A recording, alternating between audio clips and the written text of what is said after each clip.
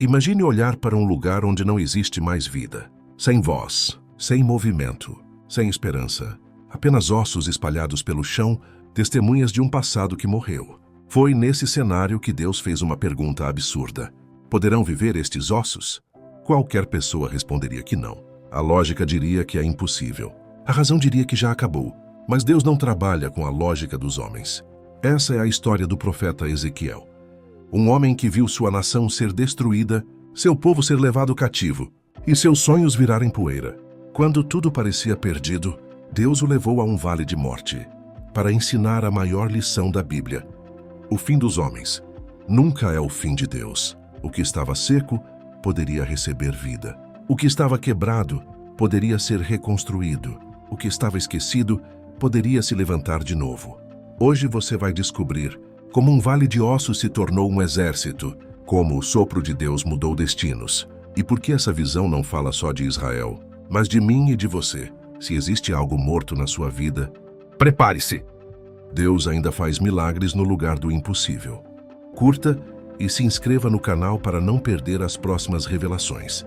Ezequiel não nasceu profeta, ele era sacerdote, um homem preparado para servir no templo, para cuidar das coisas sagradas, para viver uma vida previsível. Mas a história dele foi interrompida. De um dia para o outro, sua terra foi invadida, sua cidade cercada, e o futuro virou cinzas. Jerusalém caiu, o templo foi queimado, o povo foi arrastado para a Babilônia, e junto com eles foi Ezequiel, levado como prisioneiro para uma terra estranha, longe de casa, longe do altar, longe de tudo que conhecia. Israel havia se perdido antes da guerra. Primeiro trocaram Deus por ídolos, depois trocaram a verdade por interesses. No fim chamavam de normal aquilo que Deus chamava de erro. A queda não começou com espadas, começou com o coração. No meio desse caos, Deus levanta Ezequiel, não apenas para consolar, mas para confrontar. Não só para denunciar, mas para anunciar um recomeço. Por anos ele falou de juízo, avisou que as escolhas têm consequências, que ninguém brinca com Deus para sempre. Até que, de repente, a mensagem mudou. Deus não queria só lembrar a ferida, queria curar a nação. E foi nesse momento, quando tudo parecia definitivamente perdido, que o Senhor levou Ezequiel a um lugar estranho, um vale cheio de ossos secos. Ali começaria a visão que mudaria a história de Israel e a nossa também, porque Deus fala em meio ao caos. E quando tudo parece acabado, Ele ainda está preparando um recomeço. De repente, Ezequiel já não estava mais na Babilônia. Deus o levou em espírito para um lugar que ninguém gostaria de ver. Um vale inteiro coberto de ossos. Não eram poucos, não eram recentes. O texto diz que estavam sequíssimos, como se a própria vida tivesse desistido deles há muito tempo. Era um cenário de fim absoluto. Então Deus fez uma pergunta estranha. Poderão viver estes ossos? Não era uma pergunta de biologia. Era uma pergunta de fé. Deus não queria saber o estado dos ossos. Queria saber o estado do coração do profeta. Porque aqueles ossos não eram apenas ossos. Eram um retrato de Israel. Um povo que já não sonhava, que já não esperava, que acreditava que sua história tinha acabado.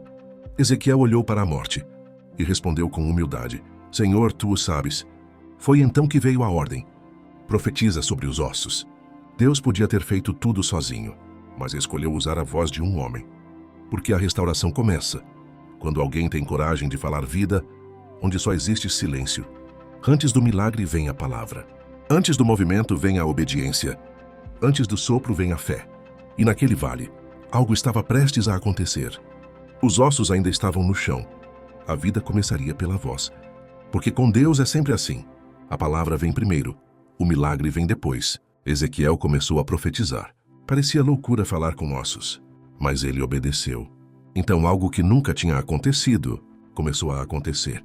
Primeiro veio um ruído, depois um movimento. Os ossos começaram a se juntar, cada um encontrando o seu lugar. Tendões surgiram, músculos cresceram, a pele cobriu o que era esqueleto. Diante dos olhos do profeta, a morte ganhava forma de vida, mas ainda faltava algo. Havia corpo, mas não havia fôlego. Havia aparência, mas não havia espírito. Deus estava ensinando uma verdade profunda. Estrutura sem vida continua sendo morte. Então veio a segunda ordem. Profetiza ao espírito. E quando o sopro de Deus entrou, o vale deixou de ser cemitério. e se tornou um exército. Porque só existe vida de verdade quando o Espírito toca. O milagre não termina na forma, termina no fôlego. Então Deus abriu o sentido da visão. Aqueles ossos não eram apenas ossos. Eram um espelho de Israel. Um povo que um dia caminhou com Deus, mas agora dizia: acabou. Nossa esperança morreu. Eles se viam como um exército derrotado, como uma história que não teria continuação.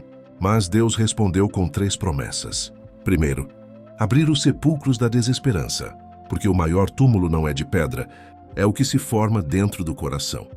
Segundo, trazer o povo de volta para sua terra, não só um retorno geográfico, mas um retorno de identidade.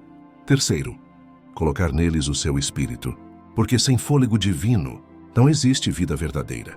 A visão falava de algo real. O exílio teria fim, a nação renasceria, o povo voltaria a ser povo, mas falava de algo ainda maior. Uma restauração que não seria só por fora, e sim por dentro. Deus não queria apenas reconstruir cidades, queria reconstruir almas. Não queria apenas muros de pé, queria corações vivos. E ali ficou claro: o Senhor transforma a morte em começo. O que parecia ponto final vira nova história. Porque nas mãos de Deus, até um vale de ossos pode virar futuro de vida. Mas Deus não queria só levantar corpos. Ele queria mudar corações. Antes mesmo da visão do vale, o Senhor já tinha feito uma promessa: eu darei a vocês um coração novo. Tirarei o coração de pedra e colocarei um coração de carne. Porque o verdadeiro problema de Israel não era falta de força, era falta de vida por dentro. Eles podiam voltar para a terra e continuar vazios. Podiam reconstruir o templo e permanecer distantes de Deus. Por isso o milagre precisava ser mais profundo.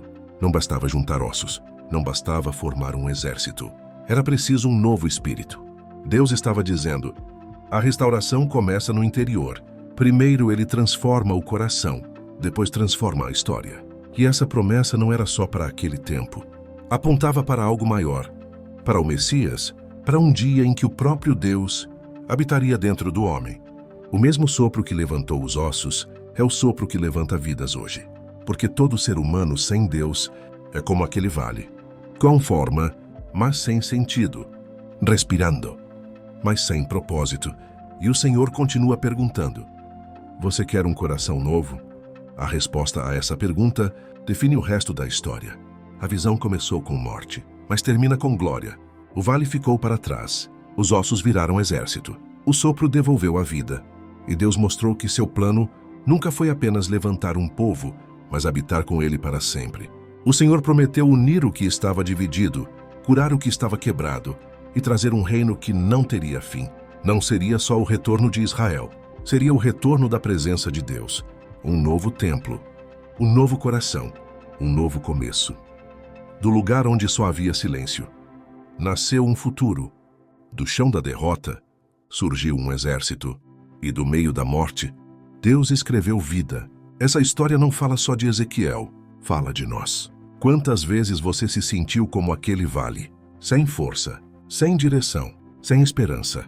Mas o mesmo Deus que soprou nos ossos, ainda sopra hoje. Ele transforma sepulcros em portas, fim em recomeço, lágrimas em propósito.